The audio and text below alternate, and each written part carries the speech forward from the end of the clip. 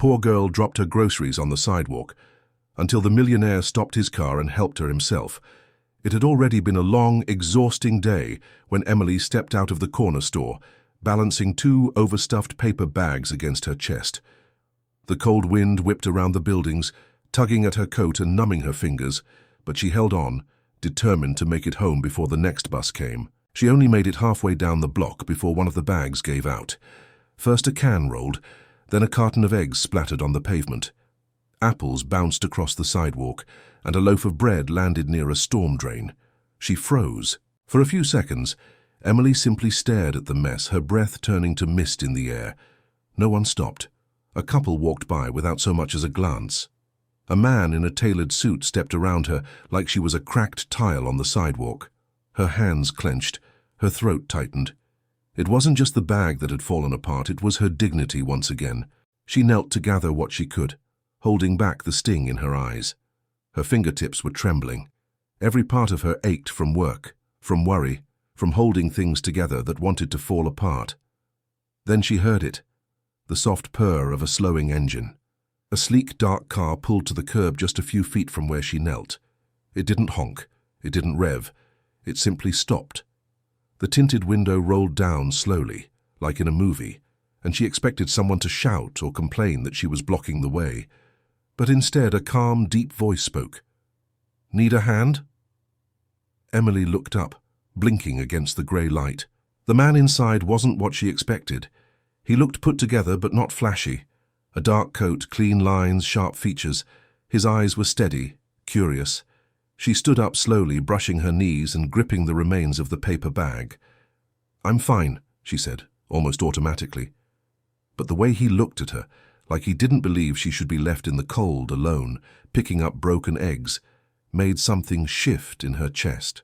Without another word, the door clicked open, and the man stepped out. As he bent down and began picking up apples from the gutter, Emily just stared. His coat was too expensive to be kneeling on concrete. His shoes didn't belong near sidewalk stains. And yet, here he was. In the swirl of winter air and silent passers-by, a stranger had stopped, not because he had to, but because he chose to. And for the first time that week, maybe that month, Emily felt seen. Emily didn't know what surprised her more, the fact that he had stopped, or the way he moved so naturally, so effortlessly, as if crouching beside her in a sea of scattered groceries was the most normal thing in the world. His fingers, clean and careful, reached for the last bruised apple rolling toward the edge of the curb. He held it up and gave her a small smile, not smug, not pitiful, just human. "Not the best day, huh?" he said gently, as if the tone of his voice alone could soften the weight of the afternoon. She nodded faintly, tucking a loose strand of hair behind her ear. "It happens," she murmured, her voice barely audible over the city noise. She tried to collect the groceries quickly, hoping to end this interaction before it turned into some awkward charity gesture. But the man remained beside her, steady, unfazed by her unease. When their fingers accidentally brushed over a squashed tomato, she pulled back, startled, and their eyes met, really met, for the first time. There was no pity in his gaze, no judgment, just a quiet, disarming warmth that made her feel, for a moment, like she wasn't invisible. He reached into the back seat of his car and pulled out a small, reusable bag. "Use this," he said, handing it to her. Stronger than paper. She hesitated, then took it with a cautious nod. "Thanks," she whispered. "Do you live far?" he asked, his tone still light but not invasive. Emily hesitated again. Something in her bristled at the idea of a stranger asking where she lived. But the way he asked, it wasn't loaded, it wasn't even curious, it was sincere. "Not really," she replied. He glanced down at the broken bag and then back up at her flushed cheeks. "Let me give you a ride," he offered, before the rest of those eggs turn into an omelette on the sidewalk. She almost laughed. Almost. But instead, she stared at him like he was a puzzle that didn't quite fit the world she knew. "No tricks," he added, lifting his hands slightly. "Scout's honor." Emily looked around at the people still walking past like she didn't exist. Then she looked back at the man who had stopped his luxury car in afternoon traffic to kneel beside a stranger. She didn't know his name. She didn't know his story. But for reasons she couldn't explain, she nodded.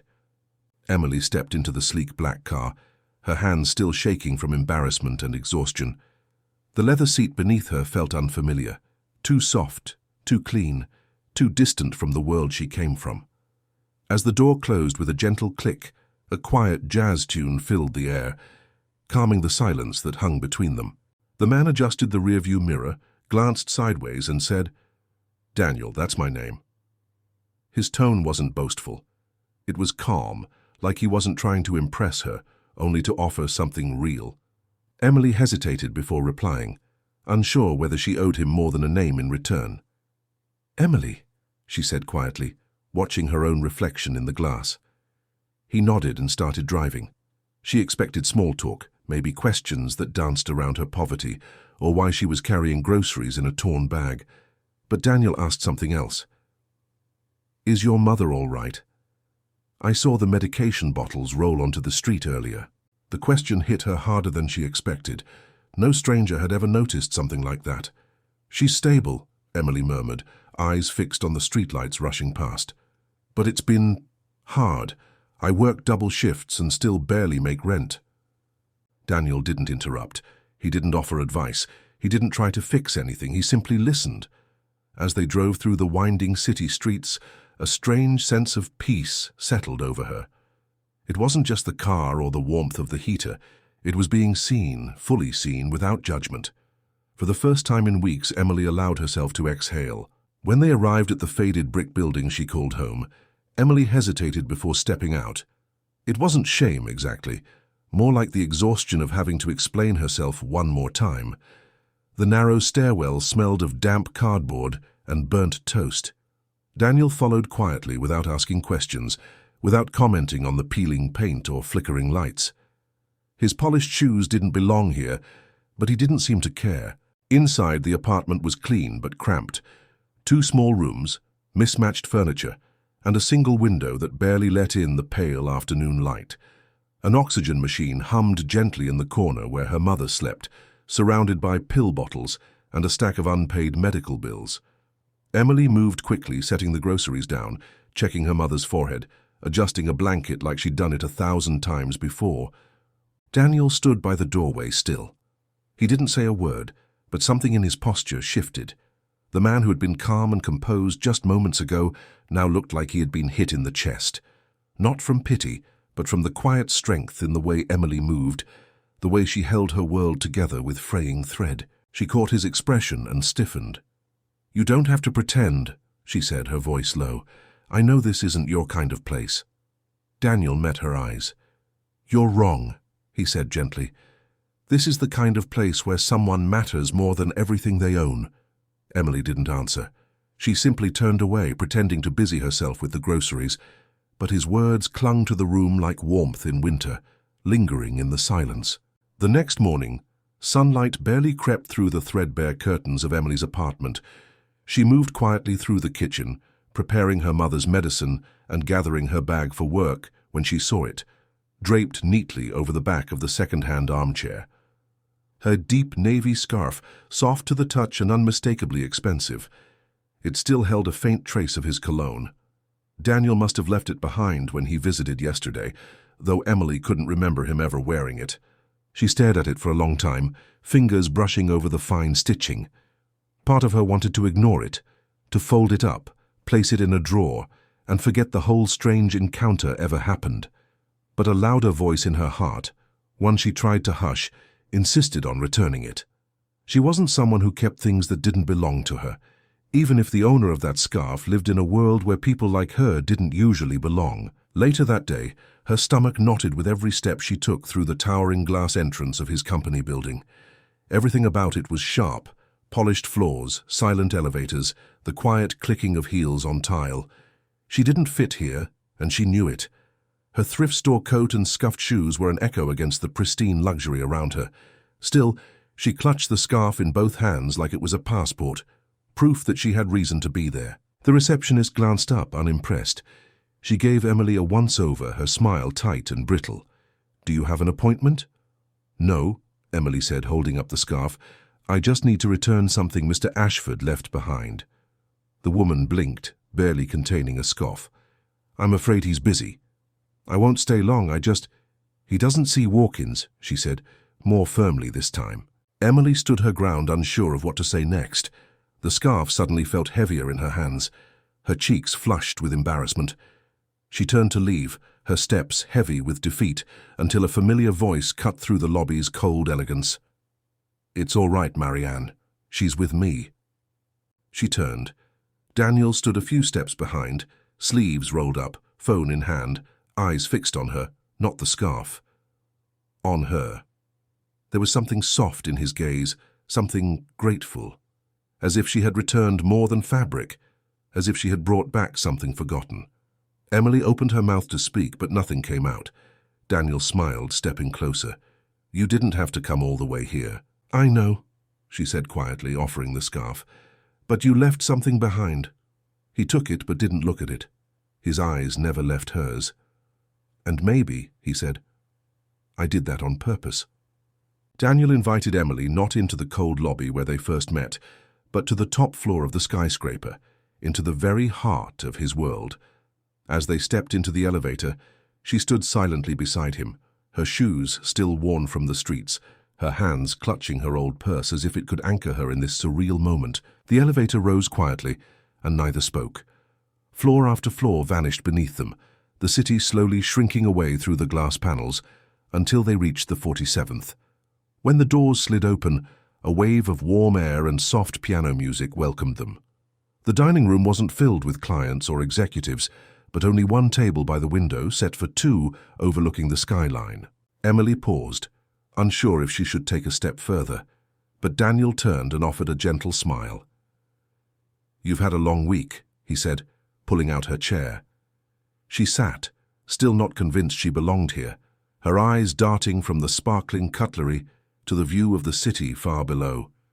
He ordered for them both something simple and asked about her mother, her jobs, her dreams, never her struggles. She found herself speaking more than she expected, even laughing once when he mimicked the angry pigeons she battled for space at her window. The food arrived, but she hardly noticed it. What lingered was the feeling, like for the first time in a long while, someone wasn't trying to rescue her or pity her, but simply wanted to see her, really see her. And across the table, Daniel already did. Back at the office, Daniel's sudden shift in demeanor had not gone unnoticed. Assistants whispered behind their screens, and secretaries exchanged glances whenever he smiled at his phone. The once robotic rhythm of the company now hummed with the quiet chaos of speculation. No one knew her name yet, but the girl with the scarf became the center of every lunchtime whisper. Emily, of course, had no idea. She returned the scarf the following morning, thanked him for lunch, and tried to slip back into her routine like the previous day had never happened. But routine no longer recognized her. A week passed. Daniel texted her sparingly, never too much, never too little. She was cautious, always replying hours later, never initiating. Yet something in her changed.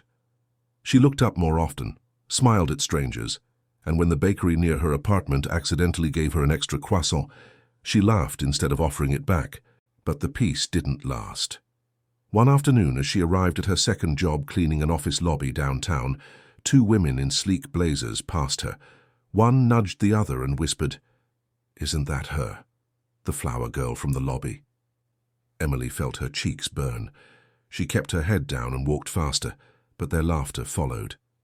That night, she stood in front of her mirror, eyes fixed on her reflection. She didn't look different, but somehow she was. The world around her had shifted without her permission. It wasn't about Daniel's money or the lunch or even the scarf. It was about how being seen by someone important made others question their own place.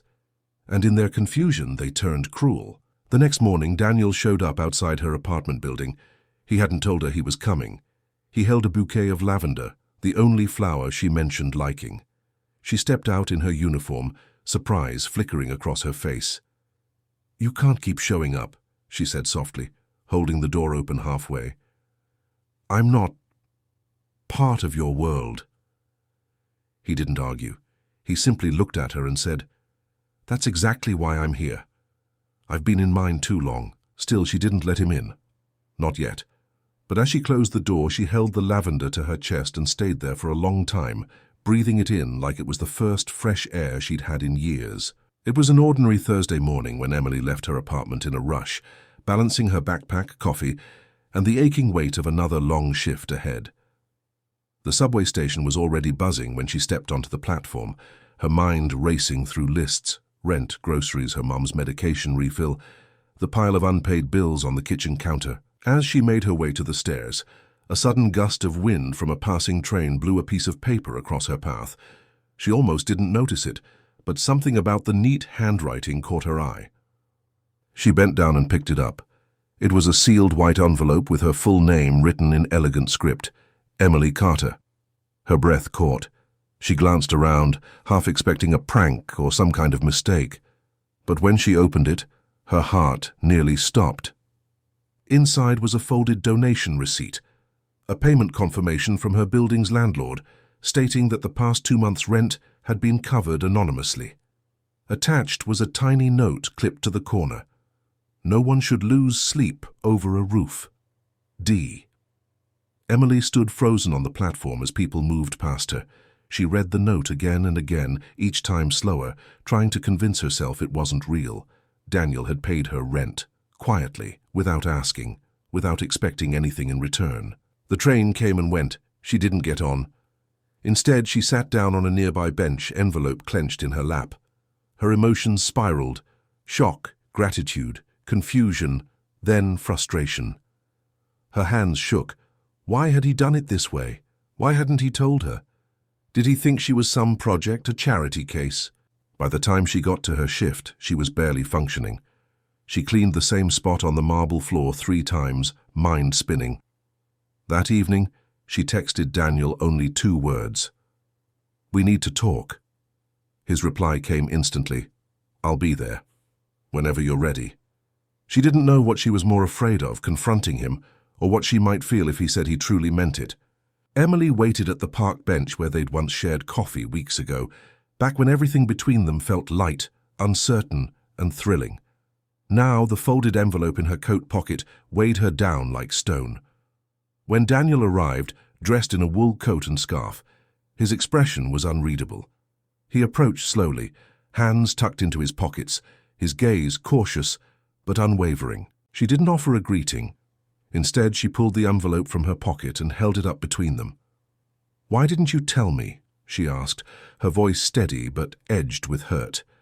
"You think slipping money into my life without a word makes it noble." Daniel sighed, lowering himself onto the bench beside her. "I didn't want to embarrass you, Emily," he said quietly. "I saw the eviction notice tucked in your mailbox. I just couldn't watch you carry everything alone anymore." "But you did it without asking," she said, biting her lip. "Without giving me the choice. You helped me like I was some problem to solve. I never asked to be saved." His jaw tensed and he leaned forward, resting his forearms on his knees. "I wasn't trying to save you, He hesitated, choosing his words carefully. "I admire you, Emily. The way you show up day after day, for everyone but yourself. I wanted to ease a little of that weight, not because I think you need rescuing, but because I care. And maybe I didn't know how to say it." Her breath caught. There was something in his voice, something raw, uncertain, and real. Still, the wall she'd built around herself held firm. "You can't just fix things with money, Daniel. I've had too many people walk into my life, throw a solution at me, and leave. I thought you were different." He turned to her fully now. "I am different. I didn't leave. I'm here, even when you're pushing me away." They sat in silence for a moment, the distant sound of children playing blending with the rustle of wind through bare branches. Emily's hands trembled slightly in her lap, but she didn't pull away when Daniel gently reached over and placed his over hers. "I want to be in your life," he said, voice low, "not above it, not controlling it, just beside you." For the first time, Emily didn't flinch. The envelope lay forgotten between them as she whispered, "I don't know how to let someone in." Daniel gave her a soft, crooked smile. "Then let me wait, for as long as it takes." The rain had started early that morning, a cold, relentless downpour that made the city blur into grey. Emily's shoes were soaked through by the time she reached the hospital entrance, heart pounding with worry. Her mother had collapsed the night before. Another episode, another ambulance, another reminder of how fragile everything truly was. She pushed through the sliding glass doors, brushing wet hair from her face, ready to navigate it all alone. But then, through the haze of fluorescent lights and the sterile scent of antiseptic, she saw him. Daniel was already there. He stood in the waiting area, his coat damp, his tie loosened, a familiar plaid blanket folded neatly over one arm. In the other hand, he held a small paper bag, her mother's favorite soup from the tiny corner cafe near their apartment.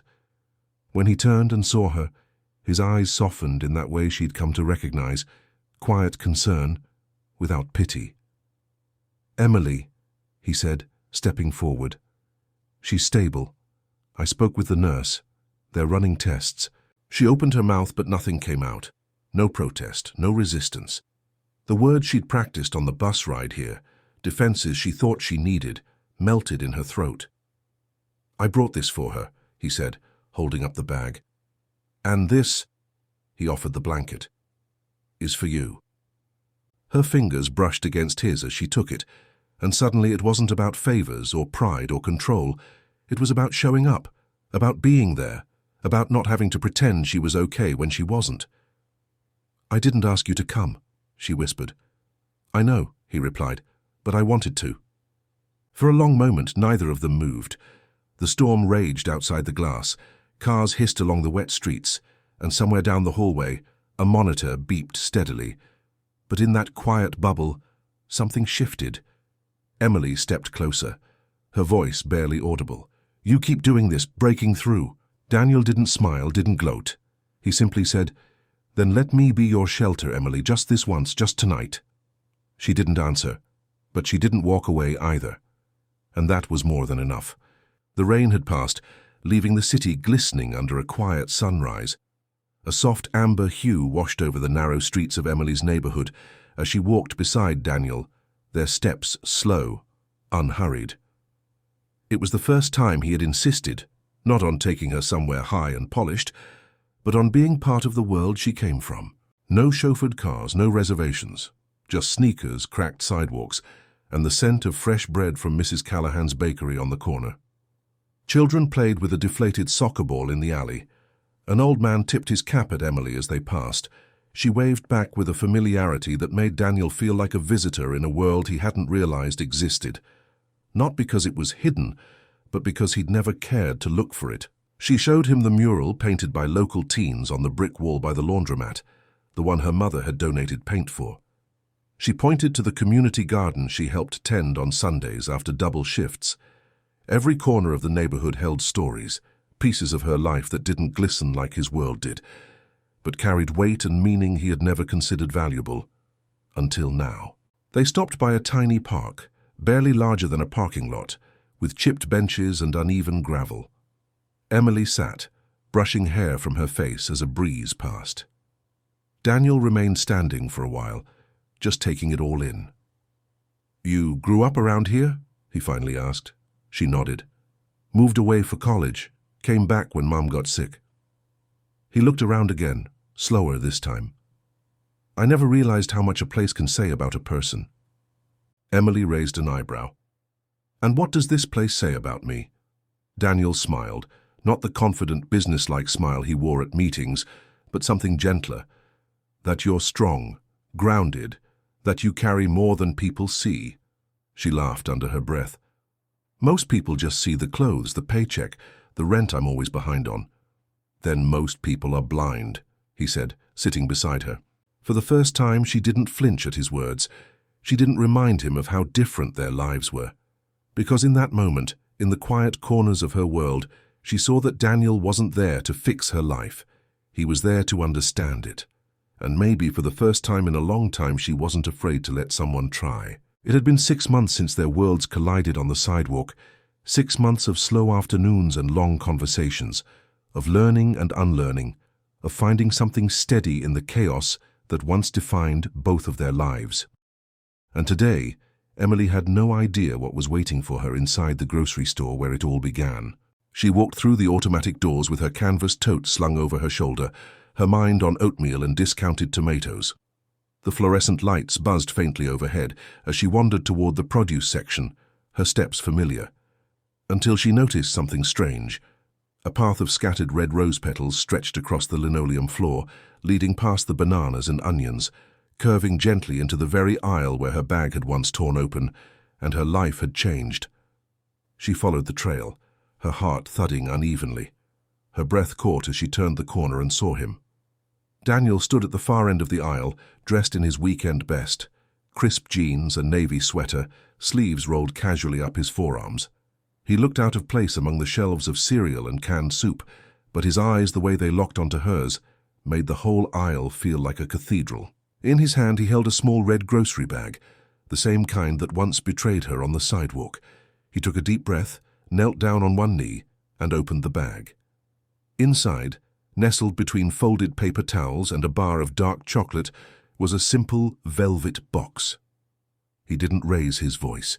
He didn't make a scene. His words were steady, quiet, and carried the weight of everything they'd shared. This store saw me meet you before I knew I needed you. And this aisle, this exact aisle, reminded me that there are moments in life where everything truly changes, and you don't realize it until later.